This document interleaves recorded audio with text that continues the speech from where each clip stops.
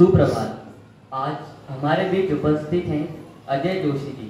तो मैं पूरी साहस परिवार की ओर से उनका स्वागत करता हूँ।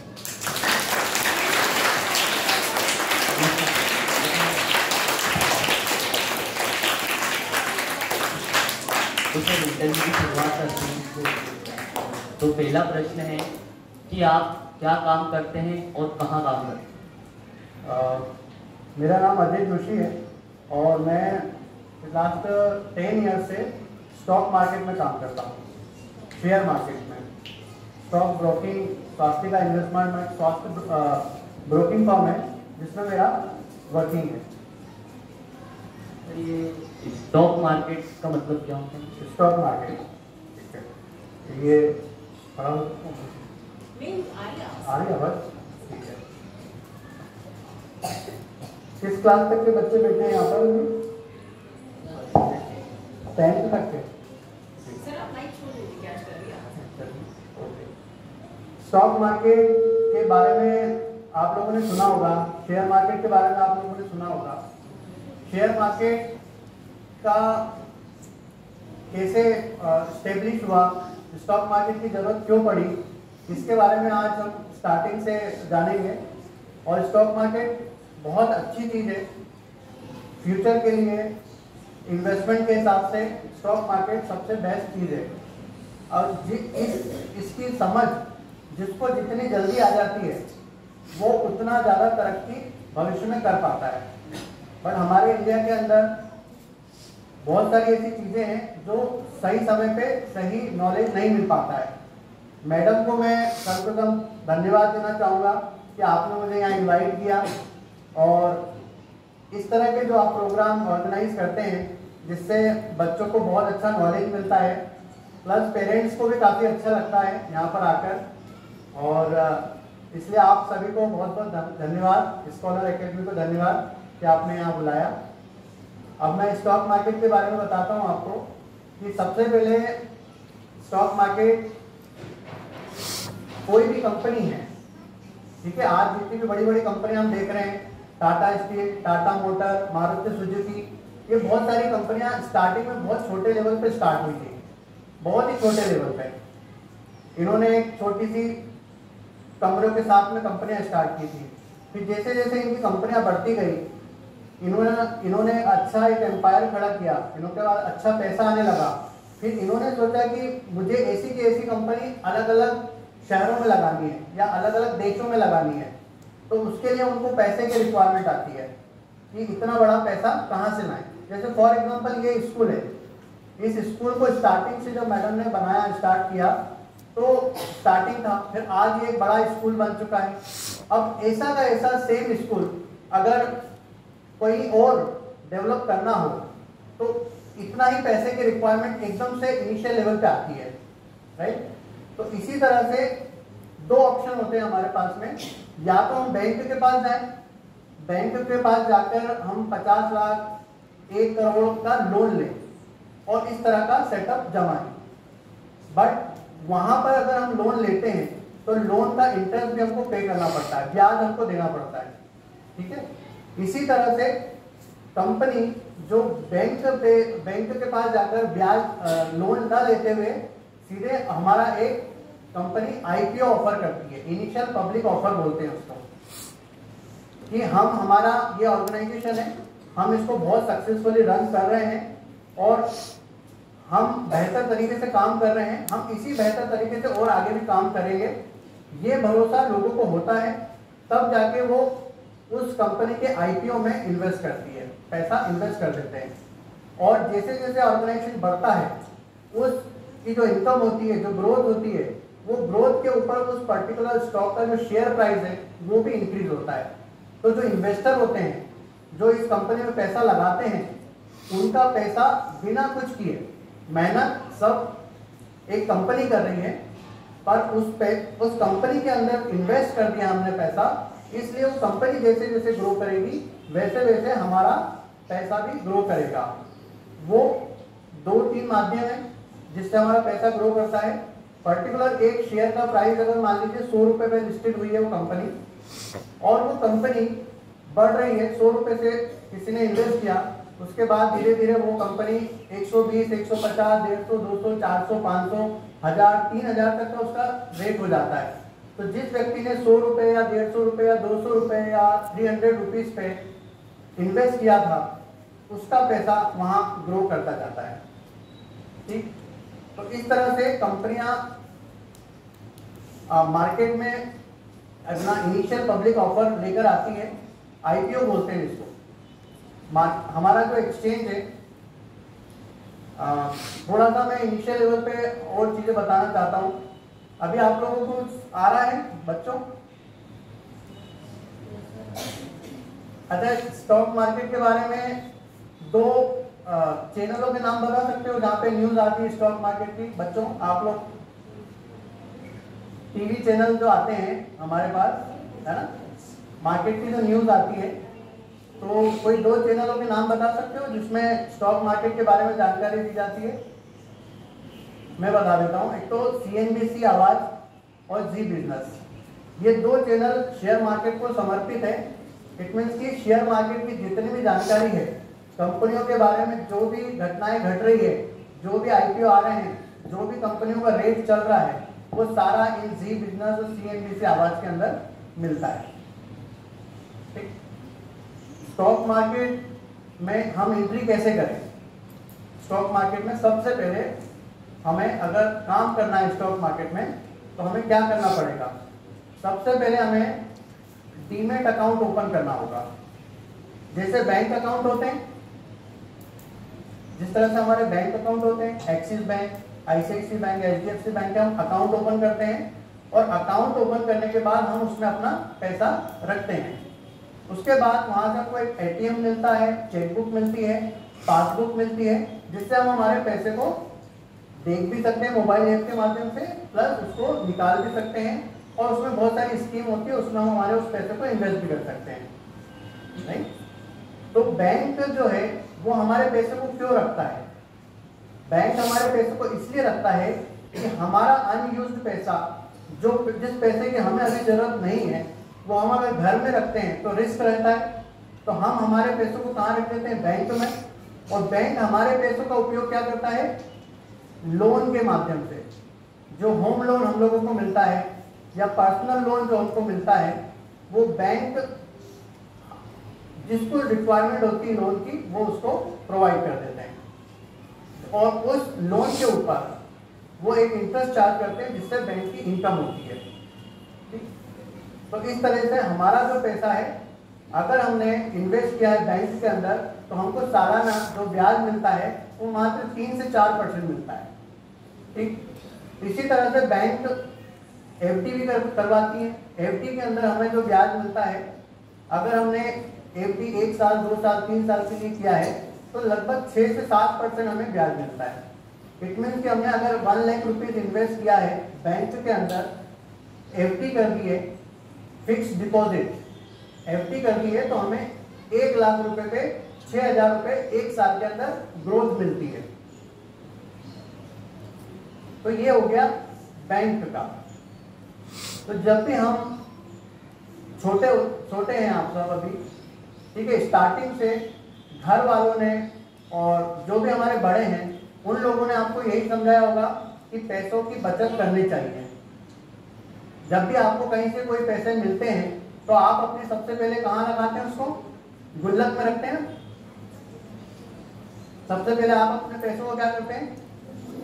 सबके यहाँ एक गुल्लक होगी, मम्मी पापा सब ये बोलते हैं कि इस पैसों को गुल्लक में डाल दो, बाद में काम आएगा, आपको कुछ चीज दिला देंगे इसकी, है ना।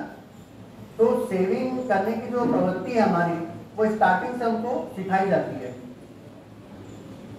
तो जो जितना अच्छे से पैसों को इन्वेस्ट करता है, बच्चे हो तो इसलिए गुल्लक में इन्वेस्ट करते हैं।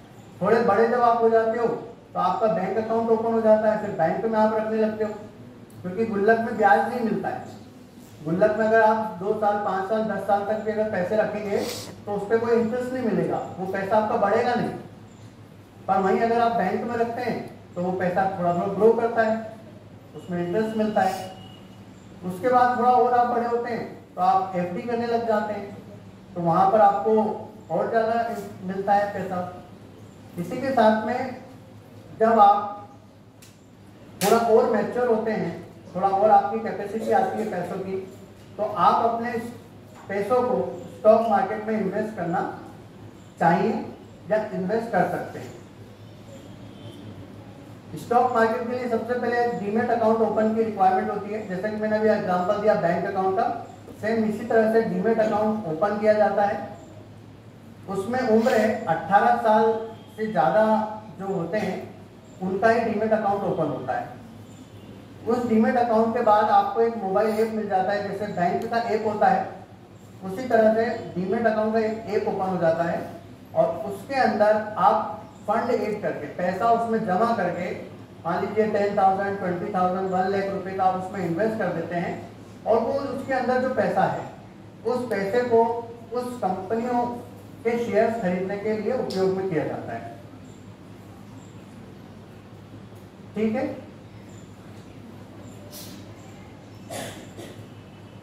मैडम बताइए और कुछ पूछना है?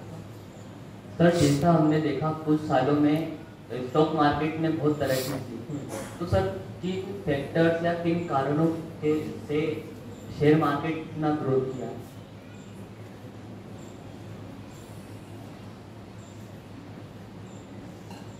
स्टॉक मार्केट ने अभी लास्ट 5 to 10 ईयर्स के अंदर काफ़ी ग्रोथ की है। सबसे पहले तो मैं ये बताना चाहूँगा कि सेंसेक्स, पहले हम थोड़ी बेसिक जानकारी बता देता हूँ आपको। हमारे इंडिया के अंदर 2 एक्सचेंज है, एक है नेशनल स्टॉक एक्सचेंज और एक है बॉम्बे स्टॉक एक्सचेंज। जो बॉम्बे स्टॉक एक्सचेंज जो बना है उसको लगभग 150 साल हो चुके हैं। 150 साल से बॉम्बे स्टॉक एक्सचेंज चल रहा है और बॉम्बे स्टॉक एक्सचेंज का जो हेड ऑफिस है वो है मुंबई में। उसी के साथ में 1992 के अंदर फिर एक नया एक्सचेंज आया, उसको बोलते हैं नेशनल NSE, नेशनल एक्सचेंज। ठीक है, NSE जो बना ये 1992 में बना। एक्सचेंज का मतलब आप ये समझिएगा कि एक डीमार्ट है, एक उसी तरह से विशाल मेगा मार्ट है। डीमार्ट आप लोग गए होंगे बच्चों, डीमार्ट देखा है ना? डीमार्ट और इसी तरह से विशाल मेगा मार्ट, 2 एक्सचेंज है। फॉर एग्जांपल डीमार्ट को मान लेते हैं कि वो बॉम्बे स्टॉक एक्सचेंज है और विशाल मेगा मार्ट को हम लोग नेशनल स्टॉक एक्सचेंज मान लेते हैं। ठीक है, तो जो सामान डीमार्ट में मिलता है लगभग वही सामान विशाल मेगा मार्ट में भी मिलता है। हो सकता है कि कुछ सामान डीमार्ट में ज़्यादा हो, कुछ हो सकता है कि विशाल मेगा मार्ट में कम हो। तो इसी तरह से 2 स्टॉक एक्सचेंज है जो कि मुंबई में स्थित है और इन एक्सचेंज के अंदर बहुत सारी कंपनियां लिस्टेड है। लिस्टेड मतलब उन पे अपलोडेड है, लिस्ट है, उसमें वो सारी कंपनियां आ जाती है जिनके आपने प्रोडक्ट यूज कर रहे हैं, जैसे Dabur, Tata steel, Tata Motors, Godrej, Infosys, TCS, Wipro, जितनी भी बड़ी बड़ी कंपनियां हैं, मारुति सुजुकी, महिंद्रा एंड महिंद्रा, जितनी भी सारी कंपनियां हैं जिनके हम प्रोडक्ट यूज करते हैं वो सारी कंपनियां लिस्टेड है मार्केट में, उनके शेयर्स लिस्टेड है। तो 2 एक्सचेंज है। अभी जो बॉम्बे स्टॉक एक्सचेंज है उसका इंडेक्स, उसको बोलते हैं सेंसेक्स। इंडेक्स का मतलब होता है कि किसी भी काम का प्रतिफल, कि वहां पर कितना काम हो रहा है, ये हम कैसे पता चलता है? इंडेक्स से। जैसे आपकी जो बुक होती है उसमें भी इंडेक्स होता है ना, कि इस बुक के अंदर क्या क्या है, उसका एक पेज पे, स्टार्टिंग वाले पेज पे आपको मिल जाता है कि ये इंडेक्स है, इसके अंदर ये सारी चीजें हैं। उसी तरह से जो सेंसेक्स के अंदर कंपनियां लिस्टेड हैं, अब सेंसेक्स के अंदर जो कंपनियां लिस्टेड है वो लगभग 4 से 5 हज़ार कंपनियां लिस्टेड है, छोटी बड़ी कंपनियां बहुत सारी लिस्टेड है और लगभग इतनी कंपनियां लिस्टेड है NSE के अंदर, नेशनल स्टॉक एक्सचेंज के अंदर भी लिस्टेड है। पर जो बॉम्बे स्टॉक एक्सचेंज है, इसका जो इंडेक्स है या उसका जो रेट है सेंसेक्स जिसको बोलते हैं, जो सारी कंपनियों का मिला के एक अंक आता है, एक डिजिट आता है, उसको बोलते हैं सेंसेक्स। इससे ये पता चल जाता है कि सेंसेक्स बढ़ रहा है या घट रहा है। सेंसेक्स के अंदर जब स्टार्टिंग में जब लॉन्च हुआ था, इसका रेट मात्र 500 रुपये था, 500 रुपीज। आज इसका जो रेट है वो है 80,000 सेंसेक्स का रेट है, इंडेक्स। और इसी तरह से नेशनल स्टॉक एक्सचेंज जिसका इंडेक्स है निफ्टी, इसको क्या बोलते हैं? बॉम्बे स्टॉक एक्सचेंज का जो इंडेक्स है उसको बोलते हैं सेंसेक्स, और जो नेशनल स्टॉक एक्सचेंज एनएसई का जो इंडेक्स है उसको बोलते हैं निफ्टी। निफ्टी का जो अभी इंडेक्स चल रहा है, निफ्टी का अभी जो रेट चल रहा है वो चल रहा है 24,800, मतलब लगभग 25,000, 25,000। अब बीएसई का जो इंडेक्स है उसका रेट चल रहा है 80,000 और इसका चल रहा है 25,000। ऐसा क्यों? ऐसा इसलिए क्योंकि जो बीएसई है वो 150 साल पुराना है और एनएसई जो है वो अभी 1992 में स्टार्ट हुआ है। इट मीन्स कि लगभग 30 से 40 साल उसको हो गए, इसलिए इसका रेट इतना है। नेशनल स्टॉक एक्सचेंज दोनों मुंबई में स्थित है, दोनों मुंबई में है। अब इनके अंदर हम लोग इन्वेस्ट करते हैं। हमने डीमेट ओपन कर लिया, डीमेट अकाउंट ओपन होने के बाद हम लोग इसमें इन्वेस्ट करना स्टार्ट करते हैं। फॉर एग्जांपल हमें भरोसा है टाटा मोटर्स के ऊपर, टाटा मोटर्स की गाड़ियाँ अच्छी है, अच्छा लगता है कि टाटा मोटर्स की गाड़ियाँ हैं, अच्छी है। मारुति सुजुकी की गाड़ियाँ भी अच्छी है, अच्छी बना रहा है और आगे ग्रोथ भी कर रहा है, नए नए मॉडल भी लॉन्च हो रहे हैं। तो कंपनी ग्रोइंग स्टेज पे, तो हम ऐसे स्टॉक्स के अंदर इन्वेस्ट कर देते हैं पैसा जिस पे हमें भरोसा हो, जिस कंपनी पे हमें भरोसा हो। ये कंपनियां में इन्वेस्ट करने के बाद इस कंपनियों का जो शेयर का प्राइस बढ़ता है उससे फिर हमारी इनकम होती है। अब इन्होंने पूछा था कि अभी जो रिसेंट में मार्केट का प्राइस इतना बढ़ गया है, जैसे 2014 के अंदर, 2014 के अंदर जब मैं इस मार्केट में आया था उस समय निफ्टी का जो रेट था वो था 6,000 का रेट था, और आज 2024 में इसका रेट हो गया 25,000। तो यहाँ से 2014 से लेकर 2024 तक, इन 10 सालों के अंदर मार्केट ने लगभग 19,000 पॉइंट की ग्रोथ की है। ये मौजूदा सरकार की वजह से भी इसमें इम्पैक्ट पड़ता है। जिस तरह से हमारा जो स्टॉक मार्केट है, इसकी जो तरक्की होती है वो हमारे देश की इकोनॉमी को रिप्रेजेंट करती है। जिस देश का स्टॉक मार्केट जितना ज़्यादा अच्छा परफॉर्म करेगा, उस देश की इकोनॉमी उतनी स्ट्रांग है, उस देश का बाहर के देशों में उतना ज़्यादा नाम होगा, और उस देश की मजबूती, उस देश के पास ग्रोथ के जो चांसेस हैं, उस देश के अंदर ग्रोथ के जो सुनहरे अवसर हैं, वो इसी माध्यम से रिप्रेजेंट होता है कि इस देश का स्टॉक मार्केट अच्छा परफॉर्म कर रहा है। जितने भी देश हैं, अमेरिका, जापान, रशिया, जितने भी है, सारे देशों के अपने अपने एक्सचेंज होते हैं, स्टॉक मार्केट एक्सचेंज होते हैं, और उन्हीं देशों के स्टॉक मार्केट के जो आंकड़े हैं, जो स्टॉक मार्केट ग्रोथ करता है, उससे पता चलता है कि कौन सा देश कितनी ज़्यादा तरक्की कर रहा है। तो इस तरह से हमारा जो भारत है, हमारा इंडिया है, अभी बहुत ही ज़्यादा मजबूत है। हमारी जो इकोनॉमी कैसी है? ग्रोइंग, डेवलपिंग कंट्री है। जैसे अमेरिका क्या हो गया है? डेवलप हो गया है। वहाँ पे ग्रोथ के चांसेस कम है, वहाँ पे सेचुरेशन स्टेज आ चुकी है। मतलब कोई भी एक चीज़ है, बढ़ती जाती है। एक पेड़ भी हम देखते हैं, बीज रहता है, बीज के बाद वो धीरे धीरे बड़ा होता है, बड़े होने के बाद उसकी एक ग्रोथ होती है, ग्रोथ के बाद उसकी हाइट बढ़ना बंद हो जाती है। हम लोगों की भी एक हाइट बढ़ना बंद हो जाती है। तो यहाँ पर मेरी ग्रोथ के चांसेस अब कम है, मेरी हाइट अब नहीं बढ़ेगी, पर आपकी ग्रोथ होने के चांसेस बहुत ज़्यादा है। आप अभी बच्चे हो, आपकी हाइट और बढ़ेगी। तो इसी तरह से अभी हमारा जो इंडिया है ना, वो आप जैसा है। इंडिया में ग्रोथ के बहुत सारे चांसेस हैं, और ग्रोथ होने के बहुत ज़्यादा अभी विकल्प है। तो जो दूसरे देश हैं, जो दूसरे देश के वित्त मंत्री हैं, वो हमारे इंडिया के अंदर इन्वेस्ट करते हैं, उनको बोलते हैं FII, फॉरेन इन्वेस्टर्स। और एक होते हैं डोमेस्टिक इन्वेस्टर।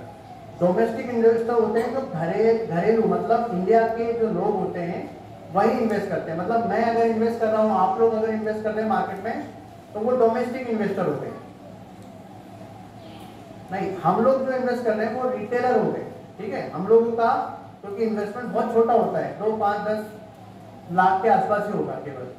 बाकी जो डोमेस्टिक इन्वेस्टर होते हैं, ये बड़े फंड हाउस होते हैं जिनके पास 2000 करोड़ 5000 करोड़ ऐसा पैसा होता है, ये लोग डोमेस्टिक इन्वेस्टर कहलाते हैं। और जो फॉरेन के इन्वेस्टर हमारे इंडिया में आके, हमारे एक्सचेंज में आके इन्वेस्ट करते हैं, वो FII कहलाते हैं। तो इस तरह से स्टॉक मार्केट के अंदर पैसा जाता है। तो 2 एक्सचेंज हो गए हमारे, नेशनल स्टॉक एक्सचेंज हो गया और एक बॉम्बे स्टॉक एक्सचेंज हो गया। तो इस ग्रोथ के जो चांस है, इसलिए ग्रोथ के चांस अभी 10 सालों के अंदर इसलिए बढ़े हैं क्योंकि डेवलपिंग कंट्री है, लोगों की इनकम भी बढ़ी है, और हमारे यहाँ का जो संसाधन है, जो हमारे यहाँ की जल वायु है, जो हमारे यहाँ की मिट्टी है, हमारे यहाँ के जो लोग हैं, जो हमारे यहाँ के टैलेंटेड लोग हैं, वो हमारे देश को ऊंची बुलंदियों पे लेकर जा रहे हैं और आगे और भी बुलंदियों पे जाएगा और ऊंचा जाएगा। तो ये जो सेंसेक्स का रेट है अभी 80,000 है, हो सकता है आने वाले 1 साल के अंदर ये 1 लाख रुपीज पे टच कर देगा। तो स्टॉक के रेट इस तरह से बढ़ते रहते हैं। तो जैसे कि आपने पूछा, उसका मैंने भी आंसर किया है। और कुछ आपको पूछना है? सर, एक स्टॉक की जो प्राइस है वो कम से कम कितनी हो सकती है और ज़्यादा से ज़्यादा कितनी हो सकती है? एक स्टॉक की प्राइस 2 रुपए, 3 रुपए, 80 पैसे भी हो सकती है। कोई सा स्टॉक ऐसा है। अब ये जो ये समझना, विशाल मेगा मार्ट और डीमार्ट, ठीक है, ये 2 एक्सचेंज है। इनके अंदर जो प्रोडक्ट आते हैं वो कंपनियां होती हैं। अब वो प्रोडक्ट आते कैसे, स्टॉक मार्केट में वो प्रोडक्ट कैसे आती है, वो कंपनी लिस्टेड कैसे होती है? वो होती है IPO के माध्यम से। IPO का मतलब होता है इनिशियल पब्लिक ऑफर। जो कंपनी ऑलरेडी अपना अच्छा बिजनेस रन कर रही है, जैसे रिसेंट में कल ही ओला इलेक्ट्रिक, जो ओला इलेक्ट्रिक बाइक है मैडम, उसका IPO लिस्टेड हुआ है। ओला की बाइक हमने देखी है, इलेक्ट्रिक व्हीकल है। इसके पहले जोमेटो लिस्टेड हुआ था। जोमेटो, बहुत सारी नई नई कंपनियां मार्केट में लिस्टेड होती जाती हैं। तो ओला इलेक्ट्रिक का जो IPO आया, इसका प्रोसेस ये होता है कि पहले IPO आता है, एक पब्लिश आ जाता है, एक मोबाइल ऐप के माध्यम से आपको पता चल जाएगा कि ओला का IPO आने वाला है, इनिशियल पब्लिक ऑफर। और आप सभी को पता है कि ओला की जो इलेक्ट्रिक बाइक है वो अच्छी है, लोग पसंद भी कर रहे हैं और उसका फ्यूचर भी बहुत है। अब ओला इलेक्ट्रिक ने अपने दम पे जितना शोरूम बनाने थे और जितना खर्चा करना था वो तो किया, लोन वगैरह लेके सारी चीज़ें किया। अब उसे और पैसे की रिक्वायरमेंट है और वो एक्सपांड करना चाहता है, तो वो बैंक के पास जा सकता है। बट बैंक के पास जाएगा तो उसका बिजनेस आगे चला नहीं चला, कोई परेशानी अगर आ गई तो भी उसको बैंक को ब्याज तो देना ही पड़ेगा। बट अगर वो अपनी कंपनी का IPO लेके आ जाता है, वो आप लोगों को हिस्सेदार बना लेता है, तो जिसकी जितनी कैपेसिटी है वो उसके IPO के अंदर पैसा इन्वेस्ट करती है। ओला का जो IPO आया उसमें सब लोगों ने अप्लाई किया। IPO मिलना थोड़ा मुश्किल होता है, ऐसा नहीं कि हमने अप्लाई किया, हमने पैसे उसमें लगा दिए तो हमको IPO मिल जाएगा। वो एक लॉटरी सिस्टम के थ्रू होता है, किसी किसी को IPO मिलता है, किसी किसी को IPO नहीं मिलता। मैक्सिमम लोगों को IPO नहीं मिल पाता क्योंकि अप्लाई बहुत लोग करते हैं। IPO के अंदर एक पर्टिकुलर रेट सेट कर देते हैं कि इस IPO का जो रेट है 70 से 80 रुपए, 70 to 80 रुपीज पे लिस्ट कर रहे हैं हम लोग, और इस 70-80 रुपीज पे हम इतने लॉट, फॉर एग्जाम्पल जो अभी IPO आता है उसमें 15,000 रुपए, 15,000 रुपीज में आप एक लॉट बाई कर सकते हो। मल्टीपल में भी कर सकते हैं। फॉर एग्जांपल आप 10 लॉट में करते हो तो वहाँ पे 1,50,000 आपको लगता है। फॉर एग्जांपल हम एक ही लॉट बाय कर रहे हैं, उसका 15,000 हमने इन्वेस्ट कर दिया, तो ये 15,000 रुपीज आपका 3 दिनों तक, 3 से 4 दिनों तक बैंक अकाउंट से डिडक्ट हो जाता है। अगर आईपीओ आपको मिल जाता है तो जब वो 3 से 4 दिनों के अंदर वो जो स्टॉक है, इनिशियल पब्लिक ऑफर जो लॉन्च किया था, वो डीमेट उसमें दिखने लग जाता है, डीमेट अकाउंट में, और एक्सचेंज पे भी दिखने लगता है। एक्सचेंज पे दिखने के बाद उस स्टॉक को कोई भी बाय कर सकता है, डीमेट के माध्यम से कोई भी उसको बाय कर सकता है। बट जब वो लिस्टेड होता है वो 70-80 रुपीज से हो सकता है कि वो सीधे सीधे 150 पे लिस्टेड हो जाए, या हो सकता है वो 100 पे लिस्टेड हो जाए। इट मीन्स कि अगर वो 100 पे लिस्ट हो जाता है तो उसमें 30% की ग्रोथ ऑलरेडी आ चुकी है। कितने लोग आईपीओ जो लगाते हैं वो केवल इसीलिए लगाते हैं कि जो इनिशियल लेवल पे जो ग्रोथ आती है, 70 रुपए से जो बाय हुआ है उनका स्टॉक, वो सीधे जब एकदम से एक्सचेंज पे लिस्टेड होता है वो 100 रुपीज पे लिस्टेड होता है। तो वहां अगर मान लीजिए उसने 100 क्वांटिटी बाय की है तो उसको सीधे सीधे 3,000 रुपीज का बेनिफिट हो जाता है।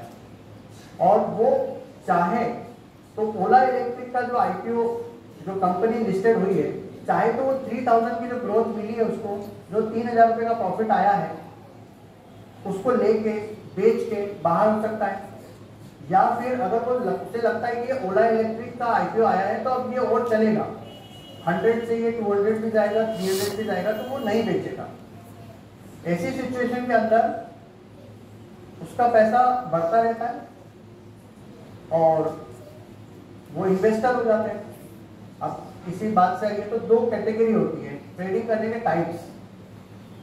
2 तरह से हम लोग इन्वेस्ट करते हैं, 2 मेंटेलिटी के लोग हैं स्टॉक मार्केट के अंदर। एक होता है ट्रेडिंग, ट्रेडर, और एक होते हैं इन्वेस्टर। ट्रेडर वो लोग होते हैं जो शॉर्ट टर्म का गोल लेके चलते हैं कि हमने आज इन्वेस्ट किया, 10 दिन के अंदर, 15 दिन के अंदर पैसा बढ़ गया, 4%, 8%, 10% की ग्रोथ आ गई, उन्होंने उस स्टॉक को बेच दिया, प्रॉफिट बुक कर दिया। ठीक है, ये हो गए शॉर्ट टर्म ट्रेडर। इसके बाद एक और ट्रेडर होते हैं, उनको स्कैल्पर भी बोलते हैं। स्कैल्पिंग होती है जिसके अंदर एक बड़ी क्वांटिटी के अंदर क्लाइंट पैसा लगाता है और मात्र 5 मिनट के अंदर, 10 मिनट के अंदर अपना माल बेच के चला जाता है।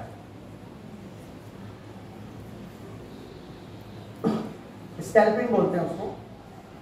और वो ट्रेडर ऐसे होते हैं जो फुल टाइम ट्रेडर होते हैं।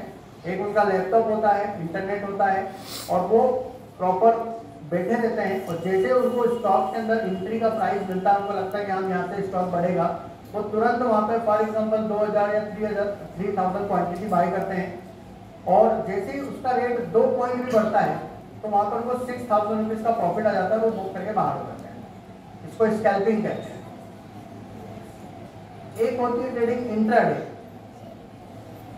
इंट्राडे ट्रेडिंग जो होती है उसमें आज खरीदा, और मार्केट का जो टाइमिंग है वो सुबह ओपन होता है 9:15 पे, 9:15 पे मार्केट चालू होता है, और 3:30 पे 3:30 पे मार्केट क्लोज हो जाता है। और सैटरडे और संडे मार्केट ऑफ होता है, मंडे टू फ्राइडे तक मार्केट चलता है। इसके अंदर इंटरडे ट्रेडर जो होते हैं, इंटरडे ट्रेडिंग करते हैं, वो लोग सुबह 9:30 बजे, 10 बजे, 11 बजे अगर उन्होंने कोई स्टॉक खरीदा है तो उसको वो 3:30 बजे तक क्लोज कर देंगे। 11:30 बजे खरीदा है, 11:30 पे खरीदा है, तो वो 1 o'clock पे या 2 o'clock पे जब उनको लगने लगेगा कि स्टॉक का प्राइस आ गया है, प्रॉफिट आ रहा है, वो बुक कर देंगे। इन केस मार्केट क्लोज होने वाला है, 3:30 हो गया है और स्टॉक का प्राइस बढ़ा नहीं है और बल्कि घट गया है, डाउन आ गया है, तो वहां पर उनका जो लॉस हो रहा है वो लॉस भी उनको बुक करके जाना पड़ेगा। तो इंट्राडे ट्रेडिंग जो 1 दिन के अंदर की जाती है, स्कैल्पिंग जो मात्र 5 से 10 मिनट के अंदर की जाती है, और स्विंग ट्रेडिंग मतलब आज खरीदा, उसके लिए आप स्विंग ट्रेड का जो एक टेन्योर है वो 3 महीने तक माना जाता है कि अगर आपने आज खरीदा है तो आप उसको 1 महीने, 2 महीने, 3 महीने तक आप रख सकते हैं। स्विंग का मतलब क्या हो गया? झूला। झूला रहता है, झूला कैसा रहता है? पहले इधर जाता है, फिर ऊपर जाता है, फिर ऊपर से फिर नीचे आ जाता है, फिर ऊपर जाता है, इसलिए इसका नाम स्विंग ट्रेडिंग पड़ा। कि कोई स्टॉक का प्राइस अभी चल रहा है 200 पे, 200 पे, और वो जैसे ही 220 पे गया, 220 पे गया, समटाइम्स क्या होता है, प्रॉफिट बुकिंग आती है, मार्केट 220 से वापस से गिर के 210 आ जाता है, 210, 200 आ जाता है, वापस से वही प्राइस आ जाता है। तो व्यक्ति का ऑलरेडी 200 पे बाय था, 220 आ चुका था, फिर वापस से वो डाउन आ जाता है, तो उसको ये फील होता है कि जब 210 था, 220 था, तो मुझे प्रॉफिट बुक कर लेना था।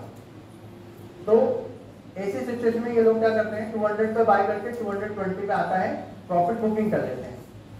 उसके बाद मार्केट वापस से नीचे आता है, तो वो चाहे तो उसी स्टॉक को वापस से बाय कर सकते हैं, या फिर कोई अनदर स्टॉक में अपनी रिसर्च अप्लाई करके दूसरा कुछ बाय कर सकते हैं। तो इस तरीके से ये स्विंग ट्रेड कहलाता है। और इसमें टेन्योर जो है, आप 15 दिन, 20 दिन, 1 महीना, 2 महीना, जब तक आपको अपनी एक कैपेसिटी है कि हमें इतने % का रिटर्न चाहिए, उतने तक आप रख सकते हो। ये हो गए आपके ट्रेडिंग जो माइंडसेट होता है, जिनका ट्रेडिंग करने का मन होता है, वो लोग करते हैं। एक होते हैं इन्वेस्टर। इन्वेस्टर वो होते हैं जिन्होंने एक बार पैसा किसी कंपनी में लगा दिया, फिर उस कंपनी के अंदर वो अपने पैसे को 2 साल, 5 साल, 3 साल, 10 साल तक रखते हैं। मैंने अभी जो बताया था 4 चीजें, स्विंग ट्रेड, स्कैल्पिंग, इंट्राडे, ये जो ट्रेडिंग माइंडसेट बताया था, इसमें केवल 10% लोग ही कमा पाते हैं, 10% ही कमा पाते हैं केवल, बाकी के लोग कहीं ना कहीं नुकसान कर देते हैं। और 99% लोग जो कमाते हैं वो कमाते हैं इन्वेस्टर, जो लंबे समय के लिए अपने पैसों को किसी कंपनी में इन्वेस्ट करके रखते हैं, वो बहुत पैसा कमाते हैं। क्योंकि जो मार्केट है, आपने देखा होगा ना, मार्केट का जो रेट है वो ऐसा फ्लक्चुएट करता है, ऊपर नीचे, इस तरह से ग्रोथ करता है, जाएगा ऊपर ही। ओवरऑल अगर अच्छी कंपनी है तो उसका ट्रेंड ऊपर ही रहेगा, पर वो ऐसा ऊपर नीचे जाएगा। तो इस तरीके से उस उतार और चढ़ाव को अगर हम नजरअंदाज कर दें, तो 1 साल के अंदर हम किसी कंपनी को देखेंगे तो वो 200 रुपीज से 1000 रुपीज तक टच कर जाती है। अगर हम उस उतार चढ़ाव को ध्यान में ना दें, तो 200 की जो चीज है हम उसको 1000 पे बेच सकते हैं। सर, आपका इन सब में काम क्या रहता है? मैं स्टार्टिंग में, मेरा जो जॉब था, मेरा काम था स्टार्टिंग में एडवाइजरी फर्म में था। मैं 2014 में एडवाइजरी फर्म था। एडवाइजरी मतलब सलाह देने वाली कंपनियां, जो क्लाइंट को, जैसे आप लोगों को भी स्टॉक मार्केट के बारे में नॉलेज नहीं है, आपके मन में डर भी है, आप लोगों को लगता है कि मार्केट एक गेम है, एक जुआ है, सट्टा है, और इस तरह के लोगों को ये भी पता है कि बहुत सारा पैसा डूब जाता है मार्केट में, राइट? पता है, सुना भी होगा आपने कि स्टॉक मार्केट में पैसा डूब गया। तो बुराई जो होती है ना, वो ज्यादा फैलती है और अच्छाई को फैलने में टाइम लगता है। जैसे फॉर एग्जाम्पल, आपके घर में चोरी हो गई, तो आप क्या करोगे? अड़ोसी पड़ोसी को भी बताओगे, पुलिस में कंप्लेंट भी करोगे, और पेपर में भी आ जाएगा कि इनके घर चोरी हुई, इतना माल चला गया, सबको पता चल गया। उसी तरह से अगर फॉर एग्जाम्पल घर में आप खुदाई कर रहे हो और आपको एक सोने का घड़ा मिल गया, तो आप अपने अड़ोसी पड़ोसी को बताते हो क्या हमारे यहाँ पैसा आया? या फिर हम लोग बताते हैं क्या उनको, पुलिस को, कि हमारे यहाँ पैसा मिला? नहीं बताते हैं। तो स्टॉक मार्केट के अंदर जिनको लॉस हो जाता है, वो लोग तो चिल्ला के बता देते कि हमारा लॉस हो गया। बट जिन लोगों ने पैसा कमाया है, वो लोग कभी बताते नहीं, वो सब बढ़िया चल रहा है, सब ठीक ठाक। कोई भी अपनी इनकम नहीं बताता है ना? परेशानियां तो बहुत बताते लोग, पर अपने अंदर क्या अच्छा चल रहा है, कितना पैसा हमने कमा के रखा है, वो लोग कम बताते हैं। कहीं नजर ना लग जाए, कोई मांग ना ले, बहुत सारे रीजन हो सकते हैं। ठीक है, तो स्टॉक मार्केट के अंदर भी हम लोग को पहले तो डर रहता है कि कहीं नुकसान ना हो जाए, ये सारी चीजें होती है। क्या पूछना आपका काम? मेरा काम क्या है? मेरा काम ये था, मैं एडवाइजरी फर्म के अंदर क्लाइंटों को, जिन लोगों के डीमेट अकाउंट ओपन ऑलरेडी है, उन लोगों को ये नहीं पता है कि कौन सा स्टॉक खरीदें, कौन सा बेचें और वो किस तरह से बाय करें। वो कुछ ऐसे स्टॉक होते हैं, खराब स्टॉक होते हैं जिनका फंडामेंटल खराब होता है या कंपनी घाटे में चल रही होती है। किसी भी अच्छी कंपनी को जज करने का तरीका जो होता है वो दो तरीके से हम एनालिसिस करते हैं। एक तो होता है टेक्निकल एनालिसिस और एक होता है फंडामेंटल एनालिसिस। टेक्निकल एनालिसिस के अंदर कंपनी की जो ग्रोथ है, उसने कितना कमाया है, हर क्वार्टर के अंदर, हर 3 महीने के अंदर कंपनी अपना ग्रोथ, अपनी प्रॉफिट सभी जो इन्वेस्टर होते हैं उनको साझा करती है, उनको बताती है कि हमारी कंपनी ने इतनी ग्रोथ की है, हम इस क्वार्टर में हमने इतना करोड़ कमाया था और इस क्वार्टर में इतने करोड़ कमाया था। तो इस तरह से हर क्वार्टर के अंदर कंपनी पब्लिश करती है कि हमारा इतना प्रॉफिट है। इन्हीं प्रॉफिट और इन्हीं कैलकुलेशन के हिसाब से जो इन्वेस्टर होते हैं वो लोग ये देखते हैं कि ये कंपनी अच्छी है या बुरी है। प्लस कंपनी को, ये टेक्निकल एनालिसिस हो गया, उसमें चार्ट ग्राफ एनालिसिस होता है। उसके अंदर कंपनी के अंदर वॉल्यूम कितना है, कितने बायर खड़े हैं, कितने सेलर खड़े हैं, कंपनी के आगे का ग्रोथ प्लान क्या है, कंपनी का प्रोडक्ट चल रहा है कि नहीं, कंपनी किस तरह से परफॉर्म कर रही है, कंपनी का जो मैनेजमेंट है वो स्ट्रॉन्ग है कि नहीं। कितनी बार किसी कंपनी के जो सीईओ होते हैं या जो मैनेजिंग डायरेक्टर होते हैं वो रिजाइन देते हैं और रिजाइन देने के बाद कोई और मैनेजिंग डायरेक्टर आ जाता है। तो कितनी बार कोई अगर मैनेजिंग डायरेक्टर रिजाइन करते हैं तो वो कंपनियों के शेयर के रेट डाउन हो जाते हैं, क्योंकि उनको पता है कि ये कंपनी का मैनेजर ने रिजाइन कर दिया है, बड़ी पोस्ट रिजाइन कर दिया है। उसी के बाद उसी कंपनी को कोई एक नया मैनेजिंग डायरेक्टर लीड करता है और उस मैनेजिंग डायरेक्टर के बारे में हम ये जानते हैं कि ये इनका एक्सपीरियंस 40 साल का है और इन्हें कंपनी चलाने का बहुत अच्छा एक्सपीरियंस है और इन्होंने अगर सारी कमान संभाली है, ये हम कंपनी को रन करेंगे, तो उस पर्टिकुलर कंपनी का शेयर रेट वापस से बढ़ जाता है। तो इसको बोलते हैं फंडामेंटल एनालिसिस। टेक्निकल एनालिसिस जो होती है वो एक छोटे ट्रेड के लिए होती है, छोटे समय के लिए ट्रेड होता है। फॉर एग्जांपल मुझे 5 दिन के या 3 दिन के लिए या 4 दिन के लिए या 1 घंटे के लिए ट्रेड लेना है तो मैं ट्रेडिंग टेक्निकल एनालिसिस के थ्रू ट्रेड लूंगा। पर अगर मुझे 1 साल 2 साल 5 साल के लिए अगर कोई ट्रेड लेना है या इन्वेस्ट करना है किसी कंपनी के अंदर तो मैं उसको फंडामेंटल एनालिसिस के अंदर जाऊंगा और फंडामेंटल एनालिसिस करूंगा। फंडामेंटल एनालिसिस मतलब कि आज पेट्रोल के भाव बहुत ज़्यादा हो चुके हैं, पेट्रोल के भाव के कारण से अब इलेक्ट्रिक कारें आने लगी है, इलेक्ट्रिक बाइक आने लगी है। तो इलेक्ट्रिक कार है, बाइक है, इनका फ्यूचर अच्छा है।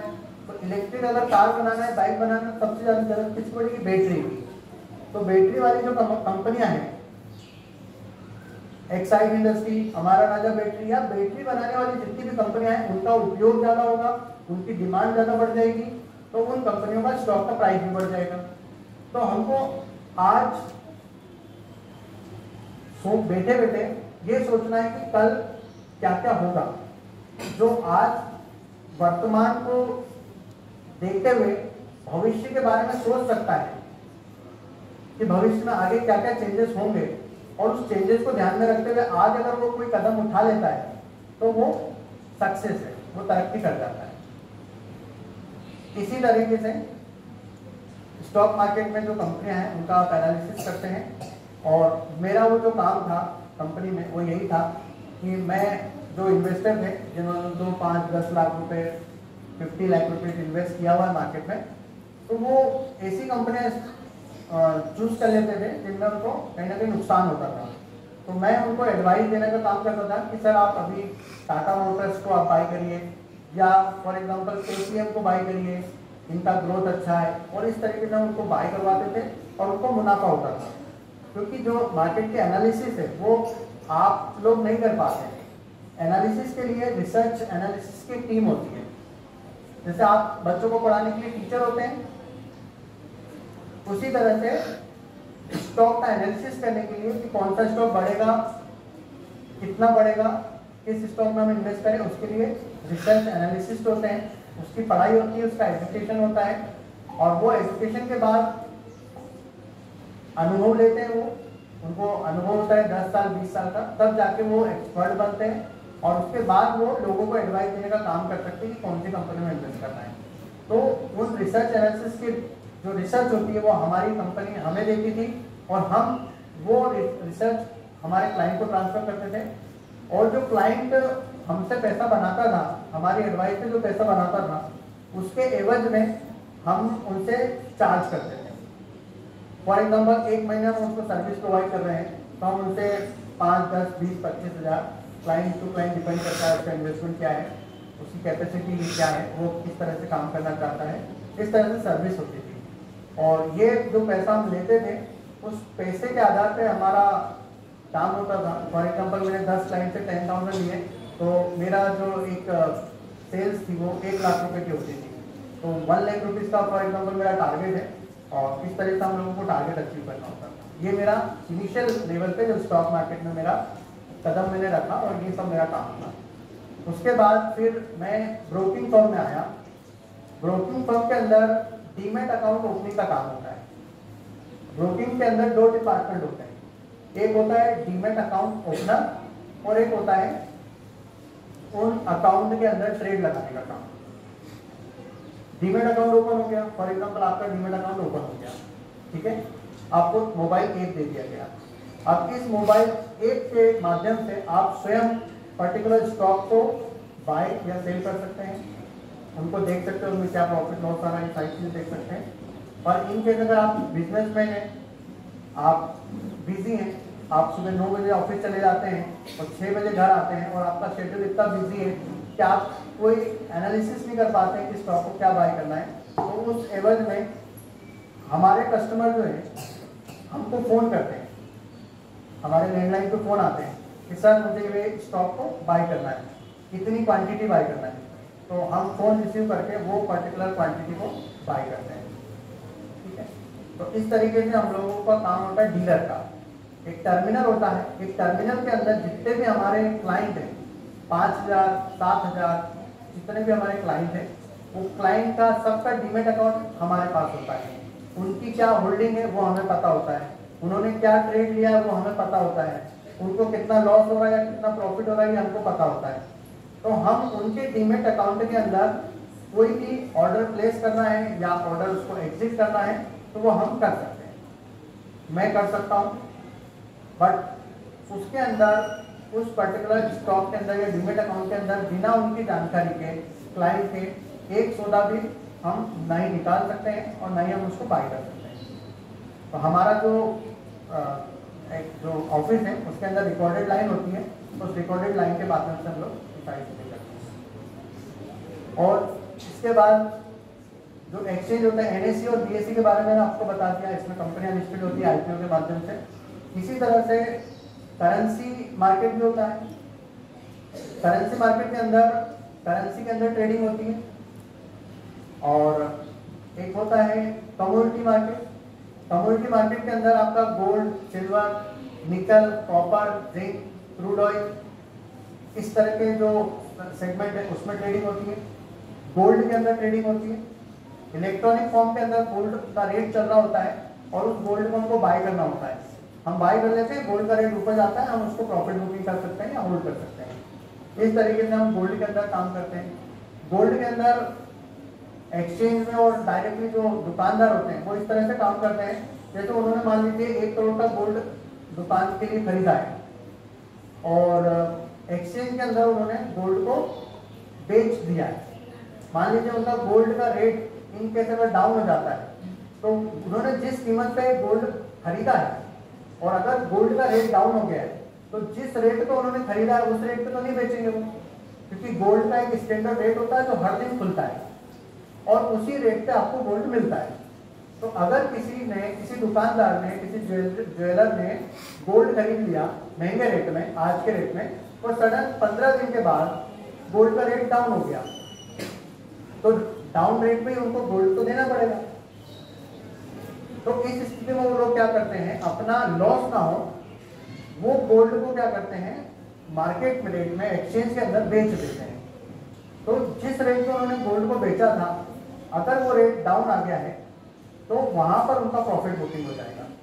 मार्केट में बाय और सेल दोनों करके पैसा बनाया जा सकता है। अगर आपने कोई स्टॉक को बाय किया है और ऊपर जा रहा है तो उसमें प्रॉफिट बुकिंग कर सकते हो। अगर मान लीजिए किसी स्टॉक का रेट नीचे जा रहा है, आपको लगता है कि ये कंपनी में बैड न्यूज आ गई है, खराब न्यूज आ गई है और ये स्टॉक का रेट गिरेगा, तो आप उस स्टॉक रेट को अभी बेच सकते हो। बिना खरीदे कुछ भी किया आप उसको बेच सकते हो। उसका रेट जब नीचे आएगा तब आप उसको बाय कर देना। तो जितने पॉइंट की गिरावट आएगी उतना आपको प्रॉफिट कहलाएगा वो आपका। इस तरीके से स्टॉक मार्केट के अंदर काम होता है। सर, अगर भविष्य में किसी स्टूडेंट को ये स्टॉक मार्केट में करियर बनाना हो तो क्या वो बना सकता है? स्टॉक मार्केट के अंदर बिल्कुल करियर बनाया जा सकता है। NISM का कोर्स होता है, national institute of security market. NISM एक एजुकेशन हब है। इसके अंदर स्टॉक मार्केट से रिलेटेड सारी जानकारियां और बहुत सारे कोर्सेज होते हैं। आप NISM करके आप रिसर्च एनालिसिस बन सकते हैं। रिसर्च एनालिसिस की स्टार्टिंग सैलरी 30,000 से लेके 3 लाख रुपये तक भी होती है और भी होती है। प्लस वो उसका खुद का रिसर्च करके खुद का पोर्टफोलियो भी बना सकता है। वैसे भी वो अच्छी खासी ग्रोथ कमा सकता है। रिसर्च एनालिसिस का कोर्स करने के बाद उसको एज ए रिसर्च एनालिसिस की जॉब म्यूचुअल फंड हाउस में लग सकती है, या एडवाइजरी फॉर्म में लग सकती है, या ब्रोकिंग हाउस में लग जाती है। जितने भी ब्रोकिंग फॉर्म है उनके अंदर एक रिसर्च एनालिसिस की टीम होती है, जिनके अंदर कम से कम 10 से 12 रिसर्चर काम करते हैं और उनकी काफ़ी अच्छी सैलरी होती है और उनका काम होता है रिसर्च प्रोवाइड करना। डीमैट अकाउंट जो होते हैं, ब्रोकिंग हाउस जो एक्सचेंज है, मैडम समय ज़्यादा नहीं हो रहा है, चले ठीक है, ठीक है। जो एक्सचेंज होते हैं, एक्सचेंज और हमारे बीच में जो एक पार्ट होता है उसको बोलते हैं ब्रोकर, जिसको बोलते हैं डीमैट अकाउंट। जो डीमैट अकाउंट ओपन करता है या जो ब्रोकिंग फर्म होती है उसको बोलते हैं ब्रोकर। तो एक्सचेंज के अंदर हम डायरेक्ट सोने नहीं प्लेस कर सकते हैं, डायरेक्ट हम नहीं जा सकते हैं। उसके लिए हम लोगों को क्या करना होता है, हमें ब्रोकर के यहाँ डीमैट अकाउंट ओपन करना होता है।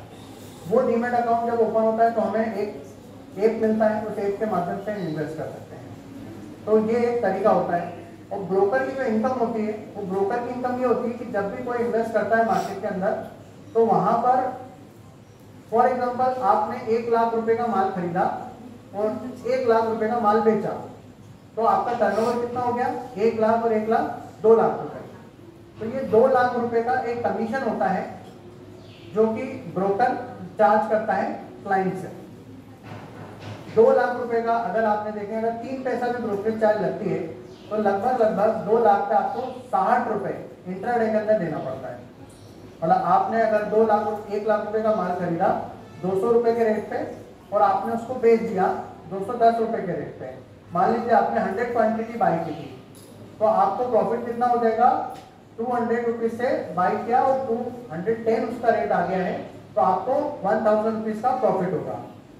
इस प्रॉफिट के बाद आपको गवर्नमेंट के भी कुछ टैक्सेस होते हैं, STT चार्जेस, ट्रांजेक्शन चार्जेस, ये सब चार्जेस होते हैं और कुछ ब्रोकर के चार्जेस होते हैं जो ब्रोकर की इनकम कहलाती है। तो फॉर एग्जांपल 2 लाख रुपए में 60 रुपए तो आपको ब्रोकर को देने होते हैं, कुछ गवर्नमेंट को देने होते हैं। ऐसे करके टोटल आपका लगभग 100 रुपीज का चार्ज कट जाता है। तो आपका जो 1000 का प्रॉफिट हुआ है तो वो आपको 900 रुपीज के प्रॉफिट के रूप में मिलता है। इस तरीके से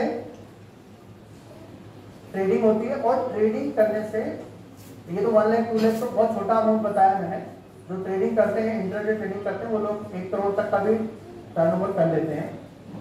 इंट्राडे का जो ब्रोकिंग चार्जेस वो अलग होता है और जो डिलीवरी का जो चार्जेस होता है वो अलग होता है। उसमें आपको जो चार्जेस है वो 1 लाख रुपए के ऊपर या 2 लाख रुपए के ऊपर सिर्फ 600 रुपए का आपको चार्ज देना पड़ता है। ये डिपेंड करता है, ब्रोकर ब्रोकरेज चार्ज को कम या ज़्यादा कर सकता है, डिपेंड ऑन क्लाइंट।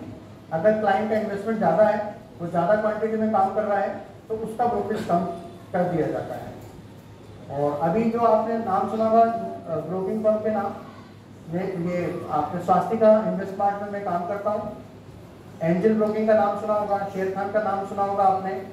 ये डीमेट अकाउंट ओपन करती है, बहुत सारी कंपनियां हैं। प्लस जो बैंक है, आईसीआईसी बैंक भी डीमेट अकाउंट ओपन करती है, एसबीआई भी डीमेट अकाउंट ओपन करती है। ये सारी कंपनियां डीमेट अकाउंट ओपन करती है। अभी आपके लिए सबसे बेस्ट काम ये है कि अभी आपको मार्केट, स्टॉक मार्केट में रिस्क है। रिस्क केवल, मैंने आपको ये बताया कि रिस्क केवल शॉर्ट टर्म के लिए रिस्क है, इंट्राडे के लिए रिस्क है। कंपनियों का सिलेक्शन करने के लिए बहुत ज़्यादा आपको एनालिसिस करने की भी जरूरत नहीं है। जो आप दिख रहा है, जो एनालिसिस आपको दिख रहा है कि ये प्रोडक्ट अच्छा है, बस आपको उस कंपनी में लंबे समय के लिए इन्वेस्ट कर देना है। तो आपको शेयर मार्केट की ज़्यादा जानकारी नहीं भी होगी तो भी आप अच्छा पैसा बना सकते हो। फॉर एग्जाम्पल, ओला इलेक्ट्रिक पे आपका भरोसा है, ओला इलेक्ट्रिक आगे भविष्य में अच्छा काम करेगी, जाएगा। अभी जैसे जोमेटो आया था, जोमेटो के अंदर उसका जो 70-80 रुपये में लिस्टेड हुआ था, 1 साल पहले, 1.5 साल पहले लिस्टेड हुआ था, अभी उसका रेट है 260। मतलब इट मीन्स कि अगर 60 रुपये पे, 60 रुपीज़ पे किसी ने 1000 क्वांटिटी बाई की होती, 60,000 रुपीज़ का उसका इन्वेस्टमेंट लगता, ठीक है। आज उसका रेट है 260, मतलब उसका ये पैसा कितना हो गया, लगभग 2 लाख रुपए बढ़ चुके हैं। 60,000 रुपये 1 साल या 1.5 साल पहले लगाया उसने, और आज अगर वो नहीं बेचा, आईपीओ आया था और जब उसने नहीं बेचा या 60 रुपये पे रेट कोई से शेयर खरीदा भी और उसको लंबे समय के लिए बाई करके रखा है, तो उसका प्रॉफिट जो है वो लगभग 2 लाख हो जाता है। स्टॉक मार्केट के अंदर बहुत सारी कंपनियां हैं जो ऊपर नीचे भी जाती है, अप एंड डाउन करती है। तो ये बोला जाता है कि सारे एग्स को, सारे अंडों को एक बास्केट के अंदर नहीं रखना चाहिए, क्योंकि अगर मान लो वो बास्केट गिरी तो सारे अंडे फूट जाएंगे। तो अंडों को क्या करते हैं, अलग अलग जगह रखते हैं। तो इसी तरह से मार्केट में रिस्क होती है। तो हम अपने इन्वेस्टमेंट को किसी एक ही कंपनी में इन्वेस्ट करने की बजाय हम उसको क्या करते हैं, 10 कंपनियों में इन्वेस्ट करते हैं। फॉर एग्जाम्पल, हमारे पास 1 लाख रुपीज है, तो हम 10,000 अलग अलग हम 10 स्टॉक के अंदर बाई करेंगे। उससे हमारा क्या होगा, पोर्टफोलियो डाइवर्सिफाई हो जाएगा। और 10 स्टॉक के अंदर से अगर मान लीजिए कोई 3 या 4 या 5 स्टॉक अच्छा परफॉर्म नहीं कर पा रहे हैं, बाकी के 5 या 6 स्टॉक अच्छा परफॉर्म कर रहे हैं, तो आपको ओवरऑल प्रॉफिट रहेगा। इस तरीके से हम अपने पोर्टफोलियो को डाइवर्सिफाई कर पाते हैं। State bank of India, SBI पे सबका भरोसा है। एसबीआई का रेट आज से 5 साल पहले, 6 साल पहले 300 रुपये का रेट था, आज उसका रेट 1000 रुपये के आसपास चल रहा है। तो इस तरह की कंपनियां, फॉर एग्जाम्पल जूडियो, आपने नाम सुना होगा, जूडियो के नए नए शोरूम खुल रहे हैं। डीमार्ट है, अभी एक रील भी आ रही है कि जूडियो के अंदर इतनी भीड़ है, सेल चल रही है और जूडियो के प्रोडक्ट को यूज कर रहे हैं। मिडिल क्लास के लोग ज़्यादा जूडियो जा रहे हैं क्योंकि उन्होंने 700-800 की रेंज रखी कपड़ों की। तो अगर आपको ये पता चल रहा है कि जूडियो में भी जा रहा हूँ, बाकी सब लोग भी जा रहे हैं, ये जूडियो कमा रहा होगा, तो अगर जूडियो कमा रहा है तो मुझे अगर जूडियो के जो बिजनेस मॉडल है उसमें अगर इन्वेस्ट करना है तो मुझे कौन सा शेयर लेना है, जूडियो और वेबसाइट, टाटा के प्रोडक्ट है। वेबसाइट जो है वो हायर क्लास के लिए बनाया उन्होंने, तो वेबसाइट है उसके अंदर कपड़े महंगे, बाकी जूडियो के अंदर मिडिल क्लास के लोगों के लिए उन्होंने बनाया है। दोनों बहुत अच्छे हैं, अच्छा परफॉर्म कर रहे हैं। तो जब इसका जो शेयर रजिस्टर्ड है गूगल पे, आप सर्च करो ट्रेंड करके, ट्रेंड करके स्टॉक है, ये लिस्टेड है मार्केट में। गूगल पे आप देख सकते हो, गूगल पे पूरी हिस्ट्री आपको पता चल जाएगी 5 साल की, कि 5 साल पहले उसका रेट कितना था और अभी उसका रेट कितना है। अभी उसका रेट है लगभग 4,500 से 5,000 रुपये का। इस तरीके से बढ़ता है। साथ में एक और बात बताना चाहता हूँ, अभी आप लोग नए हैं, स्टॉक मार्केट में डायरेक्ट इन्वेस्ट नहीं कर सकते, नॉलेज नहीं है, डर है, तो आप सबसे बेस्ट काम आप म्यूचुअल फंड कर सकते हैं। म्यूचुअल फंड में किसी प्रकार का कोई रिस्क नहीं है।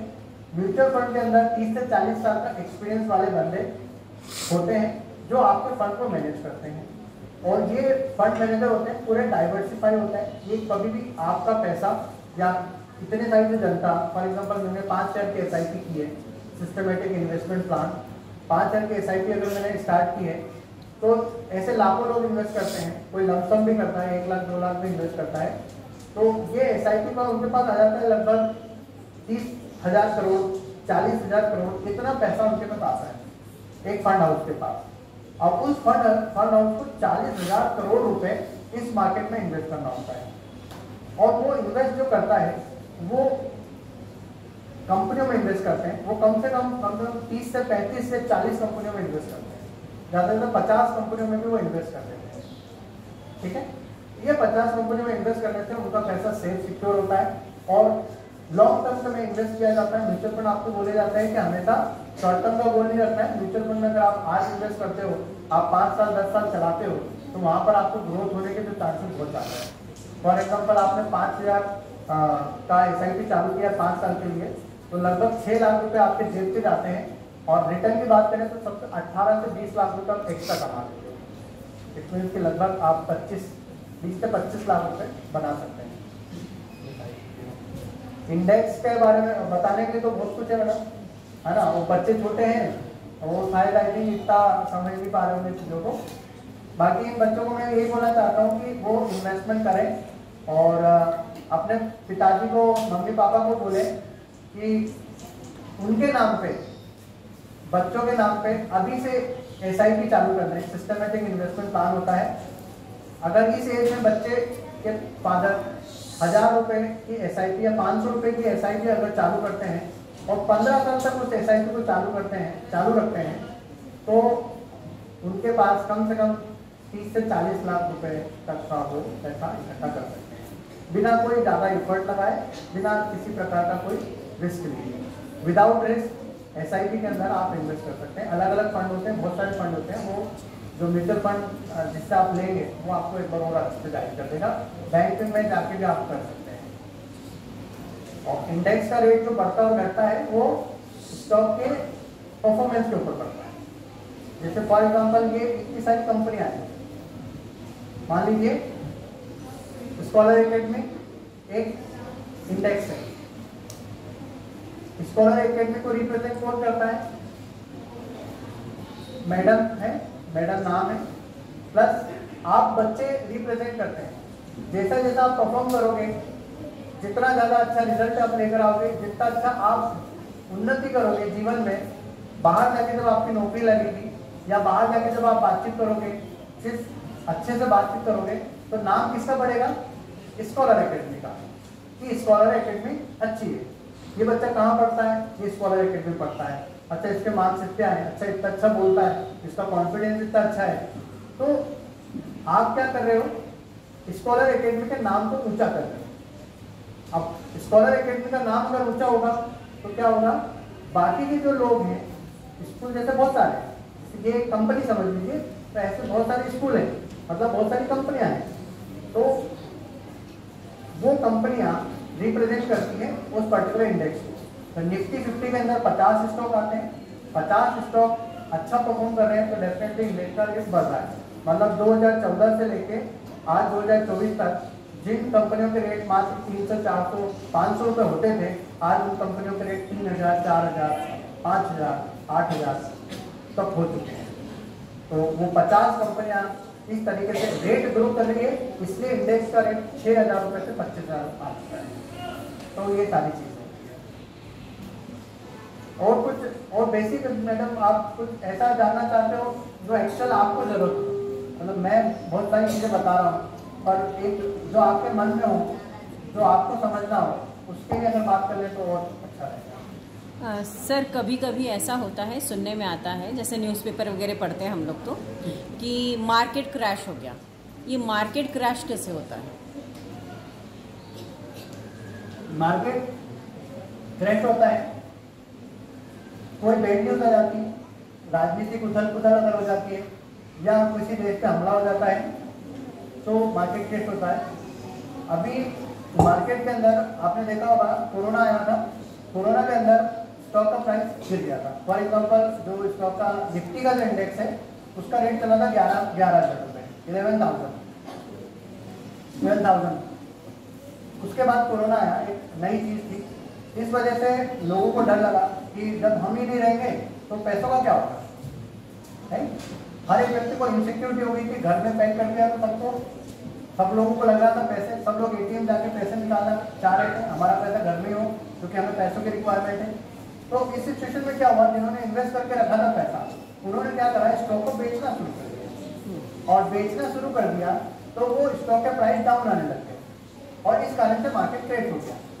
तो जब सभी लोगों की एक जैसी सोच हो जाती है पैसा निकालने की, तो उस समय मार्केट में क्रैश आ जाता है, मार्केट डाउन हो जाता है।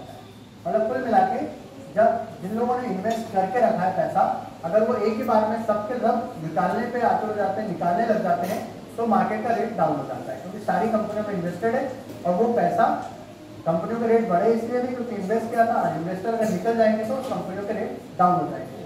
तो ये एक बहुत बड़ा अगर कोई कारण आता है देश के अंदर तो वो डाउनफॉल आता है, ये एक जरिया होता है। बट बुरा वक्त सभी का आता है, सभी का बुरा वक्त आता है। इसी तरह से स्टॉक मार्केट का भी बुरा वक्त आता है, पर उस बुरे वक्त के अंदर भी अगर कोई इन्वेस्टेड है, 12,000 तक था, उस टाइम का प्रॉफिट आ रहा था, अब वो क्रैश हो गया, अगर उसने नहीं बेचा, अगर वो डरता नहीं है और वो स्टॉक को बने रहता है, तो 2 साल के बाद क्या हुआ, जितना तेजी से गिरा था उसका डबल मार्केट में रिकवर कर दिया। तो वहां पर लॉस नहीं हुआ, उसको लॉस देखा। एक होता है रियल लॉस और एक होता केवल एक तो रियल प्रॉफिट लॉस होता है और एक होता है वर्चुअल लॉस।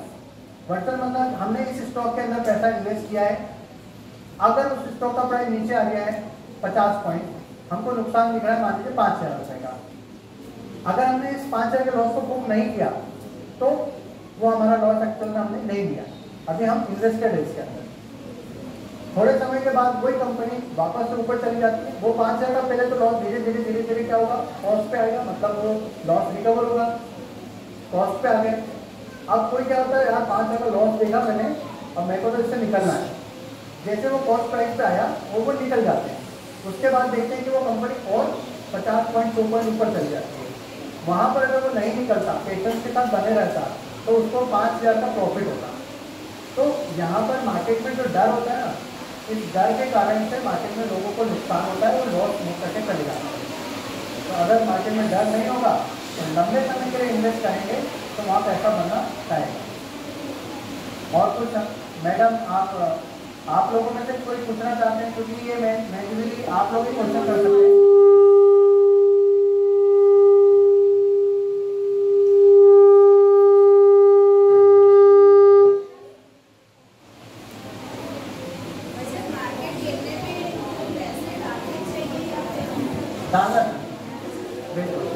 जब भी फॉर एग्जाम्पल आपके पास पैसा है 1 लाख 2 लाख जितना भी आपका अमाउंट है, मार्केट एक्चुअली में गिरने का इंतजार भी नहीं करना चाहिए, पर अगर गिरता है मार्केट में तो वहाँ पर आपको अपना जो इन्वेस्टमेंट है डबल कर देना चाहिए। मैंने ये सुना है, जैसे हमने 10,000 डाले, लॉस में वो अनुराधा उसमें और पैसे डालने चाहिए, क्योंकि लॉस के बाद अनुराधा और क्योंकि जो चीज अच्छी है किसी सर्कमस्टेंसेस की वजह से उसका रेट डाउन आ गया है, तो घबराने की जरूरत नहीं है, वो सस्ते पे मिल रही चीज हमें उसको और बाय करना चाहिए। बस ये है कि आप उस कंपनी के बारे में जानना चाहिए आपको। जैसे फॉर एग्जांपल यस बैंक जो है उसका रेट 500 रुपये चलता था, अब 500 रुपये से उसका रेट अभी आ गया है 12 रुपये, ठीक है। तो किसी ने 500 रुपये पे इन्वेस्ट कर दिया पैसा, तो उसका रेट 7 रुपये पे आ गया। तो ये ऐसे एग्जाम्पल बहुत कम है कि वो कंपनी डूब गई या बहुत कंपनी का रेट कम आ गया। तो इसीलिए ये भी बोला जाता है कि आप हमेशा पूरा पैसा यस बैंक में मत लगा दो। आपने पैसा अगर 1 लाख रुपए है, आपने यस बैंक भी खरीदा मान लो 500 रुपये पे, और आपने वहीं ट्रेंड भी खरीदा, SBI भी खरीदा, और वहीं पे आपने इन्फोसिस भी खरीदा, वहीं आपने टाटा मोटर्स भी खरीदा, वहीं आपने डाबर आंवला भी खरीदा, ठीक है। तो मान लीजिए यस बैंक में आपका पैसा डाउन आ गया, बट बाकी के जो 4-5 स्टॉक हैं वो यस बैंक से ज़्यादा बढ़ गए, वो कम से कम 2,000-3,000 हो चुके हैं। तो वहाँ का लॉस यहाँ के प्रॉफिट से आपका कवर हो जाएगा। पर अगर आप पूरा पैसा यस बैंक में लगा दोगे ये सोच के कि मुझे ज़्यादा शेयर लेने की मौका मिल जाएगा, तो वहाँ रिस्क है। जहाँ जितना ज़्यादा रिस्क लोगे उतना ज़्यादा रिवॉर्ड मिलेगा आपको। तो स्टॉक में तो एक रिस्क है बट रिवॉर्ड भी बहुत ज़्यादा है। सर अभी रनिंग में कौन सा जो स्टॉक है वो सबसे अभी एनर्जी सेगमेंट काफ़ी अच्छा है। जैसे आपने मोदी जी ने अभी एक स्कीम लॉन्च की है, घर के ऊपर सोलर पैनल लगवाने का बोला है, उसके ऊपर सब्सिडी मिलती है। तो टाटा पावर, सोलर एनर्जी से रिलेटेड जितने भी स्टॉक्स हैं वो उसमें इन्वेस्ट आपको करना चाहिए। ऑलरेडी 5 साल के अंदर वो कंपनियां इतना परफॉर्म कर चुकी है कि जिन्होंने मात्र 10 शेयर भी खरीदे उनको 8-8, 10-10 हज़ार रुपये का प्रॉफिट हो रहा है। इसके बाद डिफेंस सेक्टर के जो स्टॉक्स हैं जो मिसाइल बनाती हैं, ट्रक बनाते हैं, बंदूकें बनाते हैं, तो जो डिफेंस के स्टॉक है, कोचिंग शिपयार्ड हो गया, ये जो स्टॉक्स हैं ये सारे डिफेंस सेक्टर के हैं। और हमारा डिफेंस इतना मजबूत हो रहा है कि हम लोग एक्सपोर्ट कर रहे हैं। जैसे मोदी जी पुतिन के साथ जब जाते हैं तो वहाँ बात करते हैं, उनको जहाँ से हम हथियार बना रहे हैं वहाँ पर एक्सपोर्ट कर रहे हैं, क्योंकि वहाँ युद्ध होते रहते हैं। हमारे यहाँ युद्ध होते नहीं तो हमारे हथियार तो चलो वैसे की वैसे ही रखे हैं अभी, पर वहाँ तो युद्ध चलते हैं तो वहाँ की गोलियाँ खत्म भी हो रही हैं, हमास वगैरह में युद्ध हो रहे हैं, तो यहाँ से एक्सपोर्ट हो रहा है। तो डिफेंस सेक्टर के अंदर आप इन्वेस्ट कर सकते हैं, सोलर पैनल के अंदर इन्वेस्ट कर सकते हैं, इलेक्ट्रिक डिपार्टमेंट के अंदर जो बैटरियाँ की कंपनियाँ उनमें इन्वेस्ट कर सकते हैं, इलेक्ट्रिक व्हीकल के अंदर इन्वेस्ट कर सकते हैं। ये सारी कंपनियाँ बहुत अच्छी है, इसमें आप इन्वेस्ट करें। क्रिप्टो करेंसी डिजिटल करेंसी है, इसके अंदर इन्वेस्ट नहीं करना चाहिए क्योंकि ये प्योरली एक सट्टा है। इसके अंदर आपका पैसा बहुत गुना बढ़ भी सकता है तो पैसा आपका जा भी सकता है, क्योंकि क्रिप्टो करेंसी का एक्चुअल में कोई अस्तित्व नहीं है और बाहर के देशों में इसको मान्यता प्राप्त भी है, बट इंडिया के अंदर इसको मान्यता प्राप्त नहीं है क्रिप्टो करेंसी। तो क्रिप्टो करेंसी में हम लोग को नहीं इन्वेस्ट करना है, हम लोग इन्वेस्ट कर सकते हैं स्टॉक मार्केट के अंदर, या फिर स्टॉक मार्केट में इन्वेस्ट नहीं करना है तो सबसे पहले आप म्यूचुअल फंड के अंदर SIP चालू करें।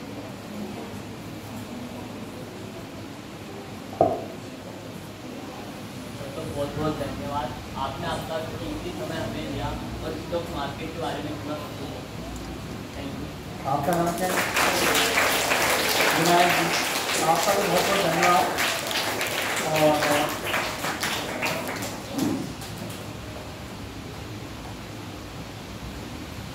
बाकी बच्चों लोगों को यही बोलना चाहूँगा कि आप लोग टीचर्स, आप लोगों ने समझा होगा चीज़ों को, SIP के माध्यम से, म्यूचुअल फंड के माध्यम से बिल्कुल बिना डरे आप लोग इन्वेस्टमेंट स्टार्ट करिए। आप बैंक के माध्यम से भी अपना म्यूचुअल फंड स्टार्ट करा सकते हैं और डीमैट अकाउंट के माध्यम से भी आप अपना इन्वेस्टमेंट कर सकते हैं। म्यूचुअल फंड के 2 तरीके होते हैं, एक तो कमीशन वाला होता है, एक नॉन कमीशन वाला होता है। जिसको म्यूचुअल फंड की समझ है वो डायरेक्टली इन्वेस्ट करता है और जिसको समझ नहीं है वो म्यूचुअल फंड के जो एजेंट होते हैं उनके माध्यम से भी कर सकते हैं। जैसे LIC एजेंट होते हैं तो LIC एजेंट आपको बताता है कि कौन सी स्कीम अच्छी है, आपको उसको समझाएगा। इसी तरह से म्यूचुअल फंड के भी एजेंट होते हैं, वो आपको बताएंगे कि कौन सा फंड अभी अच्छा है और उस फंड में आप 1000 रुपये भी इन्वेस्ट करें। तो पूरा कैलकुलेटर होता है, SIP कैलकुलेटर होता है, उसमें आप देखो कि मैं अगर इतना पैसा इन्वेस्ट कर रहा हूँ 5 साल के लिए तो कितना बनेगा, 10 साल के लिए इन्वेस्ट कर रहा हूँ तो कितना बनेगा, सब पता चलता है। हाँ, बस ये कि उसका फिक्स रिटर्न नहीं बता सकते। आप ये मान के चलो ऑन एन एवरेज 12 से 15% का आपको 5 साल के अंदर रिटर्न मिलेगा। और ये इसको ऐसे कैलकुलेट नहीं करते हैं कि हमने 6 लाख जमा किया है तो 6 लाख का 15%, ऐसे कैलकुलेट नहीं करते हैं। ऐसे करके कैलकुलेट करेंगे तो बहुत कम अमाउंट आएगा। ये जो अमाउंट आता है, जो ग्रोथ आती है, वो कंपाउंडिंग के थ्रू आता है। जो 5000 आपने आज लगाया, अगले महीने लगाया, ऐसा ऐसा लगते लगते, और ये जो पैसा जो बढ़ता है यही जो पैसा मार्केट में इन्वेस्ट होता है। इस वजह से आपका पैसा कंपाउंडिंग के थ्रू बहुत ज़्यादा हो जाता है। ऐसा है कि बिना देरी के सबको स्टार्ट करना चाहिए और धीरे धीरे, और SIP भी आप 4 से 5 कर सकते हैं। अलग अलग फंड होते हैं, जैसे मैंने बताया ना कंपनियों के बारे में कि एक ही कंपनी में पैसा नहीं लगाना है, उसी तरह से म्यूचुअल फंड भी अलग अलग होते हैं। Growth fund, large cap fund, mid cap fund, small cap fund, उन अलग अलग फंड में आप 1,000 की SIP, मतलब आपको 3,000 की SIP करना है तो एक ही फंड में 3,000 की SIP चालू मत करो, आप अलग अलग फंड में 1,000 की SIP चालू करो। तो अगर कोई फंड अच्छा परफॉर्म नहीं कर रहा है तो कोई दिक्कत नहीं, बाकी के 2 अच्छा परफॉर्म कर देंगे, या कोई बहुत ज़्यादा रिटर्न दे देगा, कोई कम देगा। रिटर्न तो तीनों देंगे बट कम ज़्यादा हो सकता है, तो हमें तो तीनों का फायदा मिल जाएगा। Thank you.